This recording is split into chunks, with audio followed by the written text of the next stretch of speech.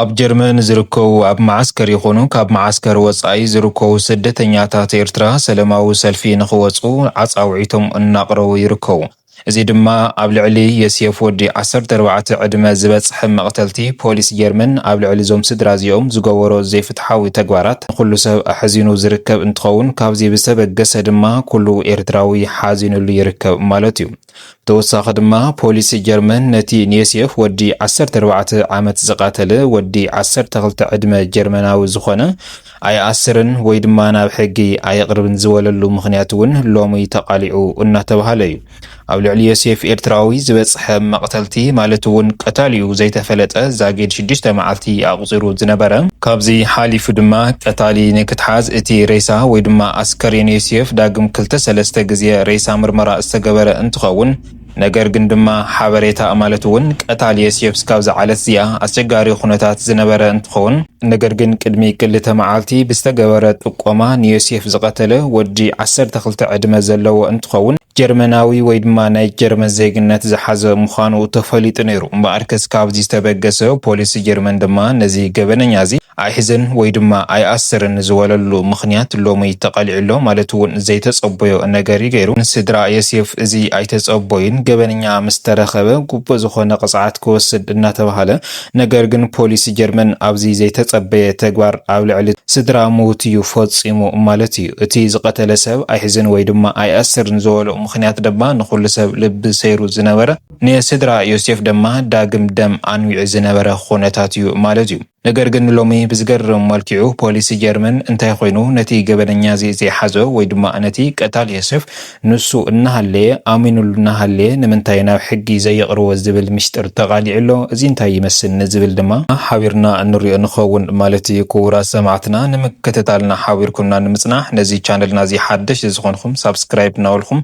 ኣባላትና ድማ ላይክ ሼር እናበልኩም መደባትና ስካብ መወዳእታ ሓቢርኩምና ጽንሑ። እቲ ኣብ ጀርመን ማለት እውን ንዓንፈት ደው ጀርመን ዝተፈጸመ መስካሕክሒ ዝኾነ ፍጻመ ቅትለት ኣብ ልዕሊ ወዲ 14 ዕድመ ዮሴፍ ኤርትራዊ ስካብ ዝዓለት እዚኣ ንኹሉ እናገረመን እናሓዘነን ይርከብ። ብፍላይ ድማ ቀታሊ ተረኺቡ እናሃለየ ኣይንሕዝን ወይ ድማ ኣይንኣስርን መበሊኦም ምኽንያት ንኹሉ ኣዳናጊሩ ዝነበረ ፍጻመ እዩ። እቲ ኩነታት ማለት እውን ብዕለት 28 ብሓላፊ መንገዲ ኣብ ቃላይ እቲ ሬሳ ኣብ 2-3 ተቆራሪጹ ዝተረኸበ እንትኸውን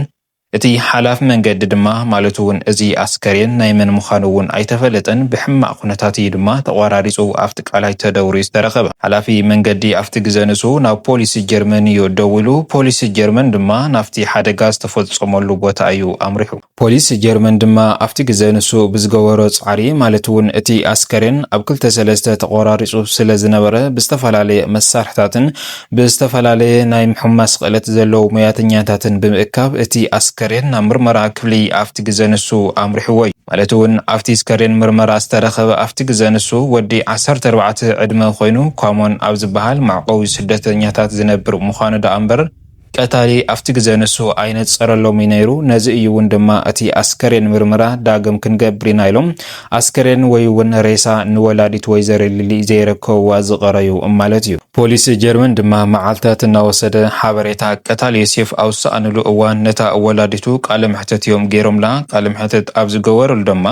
ማለት እውን ዮሴፍ ቅድሚ ሕዚ ምስ ንመን ርክብ ነይርዎ ወይ ድማ ጸብኢ ነይርዎ ዝብል ሕቶ ዝቐረበ እንትኸውን እታ ወላዲቱ ወይዘሮ ሊሊ ድማ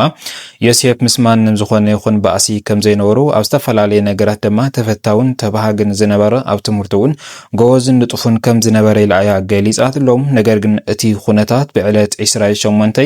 ናብ ክለብ ተኩሲ ይኸይድ ኣለኹ ብማለት እዩ ካብ ገዛ ወፂኡ እቲ ናብ ትምህርቲ ተኸዲንዎ ዝኸይድ ዝነበረ ዩኒፎርም ተኸዲኑ ብምውፅእ ግን ኣነ እውን ተደናጌረ ነይረ ትብል እታ ወላዲቱ ወይዘሪት ሊሊ ማለት እዩ። ባርከስ ካብቲ ክለብ ተኩሲ ድማ ክምለስ እዩ እንዳበለት ንኣስታት ብዙሕ ሰዓታት እዩ ኣቁፂሩ ቅድሚ ሰዓት ዝኸደ ድማ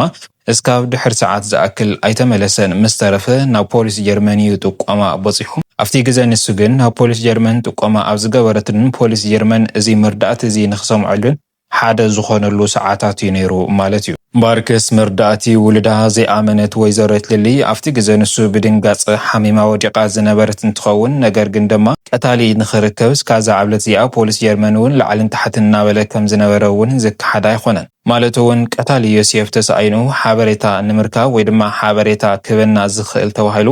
ልዕሊ 10,000 ዩሮ ገሚቶም ከም ዝነበሩ እዚ ሓበሬታ ቅትለት ዮሴፍ ዘመላኽተና ድማ ትካል ይኹን ውልቀ ሰብ ልዕሊ 10,000 ዩሮ ክነበርክተሉ ኢና ዝብል መግለፂ እውን ኣውፂኦም ነይሮም ማለት እዩ። ካብዚ ዝተበገሰ እምበኣርከስ ነዚ ጥቆማ ዝጠቀሙ ብዙሓት ሰባት ብዛዕባ ብጥርጣሬ ቅትለት ዮሴፍ ዝተተሓዙ ልዕሊ 3 ተተሓይዞም ካብ ዝነበሩ ካብዚኣቶም ድማ እተን መምህራን እውን ቃለ ምሕተት ከም ዝተገበረለን ማለት እውን እተን ናይ ዮሴፍ መምህር ንሳተን ዝበልኦ ኣብቲ ዓለትሳ ማለት እውን ኣብቲ ሓደጋ ዝበጽሐላ ናብቲ ትምህርቲ ቤት ሓደ ግዜ መጽኡ ከም ዝነበረ ምስ መሓዙት ነገር ግን ድማ ቁልጡፍ ከም ዝተመለሰ እየን ሓቢረን ማለት እዩ። ካብዚ ሓሊፍ ድማ ብዝተፈላለዩ ጥቆማታት ንሳተን እውን ነቶም ምስ ዮሴፍ ዝኸዱ ዝነበሩ መሓዙት እየን ጠቂሞን ፖሊስ ጀርመን ድማ ኣብዚኦም ብዝገበሮ ሕጽኑዕ ዝኾነ ቃለ ምሕተት እቶም መሓዙት ድማ ናብ ናቲ ክለብ ተኩሲ ከም ዘይኸደ ነገር ግን ድማ ምስ ሓደ ዓርኩ ናብ ዝኾነ ቦታ ንኸዲና ኢሎም ከም ዝኸዲኦም ሓቢሮም እምበኣርከስ ዳግም ነታ ወላዲቱ ወይዘሮ ልሊ ድማ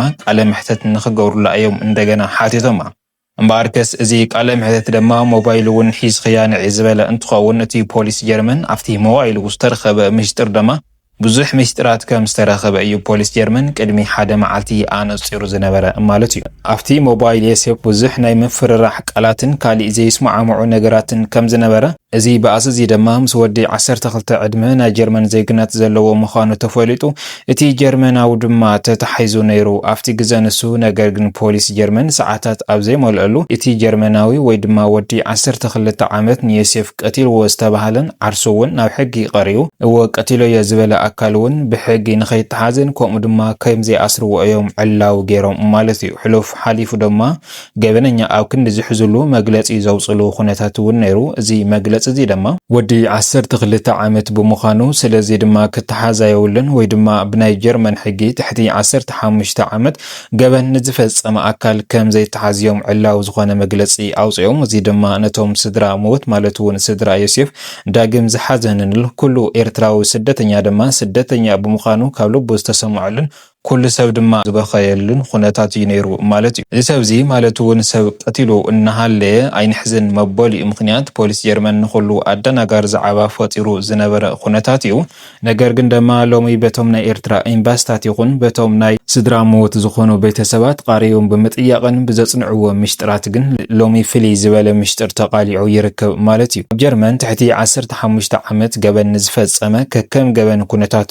ከም ዝተሓዘ ሎሚ ተፈሊጡሎ ብፍላይ ድማ ኣብ ቅትለት ወዲ ሰብ ዝተታሓዘ ምንም ዓይነት ምሕረት ከም ዘይብሉን ንሎሚ እቲ ሕጊ ተጸኒዑሎ በቶም ናይ ምስጢራት ኣካላት ሰባት ማለት እዩ። ነገር ግን እዚ ወዲ 12 ዕድመ ቅትለት ኣብ ልዕሊ ዮሴፍ ወዲ 14 ዕድመ ዝፈጸመ ሓደ ቦይኑ እውን ኣይኮነን እቲ ገበን ፈጺሞ ካልኦት ሓገዝቲ ኣካላት እውን ከም ዝነበርዎ ምክንያቱ እውን ወዲ 12 ዕድመ ንወዲ 14 ዕድመ ክቐትሎ ኣይኽእልን ዝብል ርእይቶ እውን ነይሩ። ካብዚ ብተወሳኺ ድማ ሰብ እውን ከም ዝነበሮ ነገር ግን ድማ ኣብዚ ፍልይ ብዝበለ መልክዑ እቲ ቀታሊ ወዲ 12 ዓመት ናይ ጀርመን ዜግነት ዘለዎ ኣባል ናይቶም ሕጊ መኽበርቲ ፖሊስ ጀርመን ምዃኑ ግን ሎሚ ምስጢር ወፂኡ ይርከብ ማለት እዩ። ነዚ እውን ድማ ኣይንሕዝን ወይ ድማ ኣይንኣስር ዝተባሃለሉ ምክንያት እቲ ወዲ 12 ዕድመ ቅትለት ኣብ ልዕሊ ዮሴፍ ዝፈጸመ ኣባል ስድራ ናይቶም ሕጊ መኽበርቲ ፖሊስ ጀርመን ስለ ዝኾነ እዩ ዝብል ሓበሬታ እናተሰምዐ ይርከብ ማለት እዩ። ክቡራት ሰማዕትና ካብዚ ዝተበገሰ ድማ ብዙሓት ስደተኛታት ኤርትራ ሰላማዊ ሰልፊ ንኽወፁ ከምኡ ድማ ፍትሒ ንዮሴፍ ሓውና ዝብል መሪሒ ቃል ሒዞም እውን ናብ መንግስቲ ጀርመን እውን ሕቶ ከቕርቡ እናተባሃለ እዩ ዝርከብ ማለት እዩ። ክቡራት ሰማዕትና እምበኣርከስ ሎሚ ዝወልናዮም ዝርዝር ሓበሬታና እዚኦም ይመስል ነይሮም። እስካብ መወዳእታ ሓቢርኩምና ፀናሕኩም ካብ ልቢ እናመስገንና ኣብ ዝቕፅል መደባትና እስካብ ንራኸብ ሰላም ሰናይ ጻንሒት ይጎረልኩም።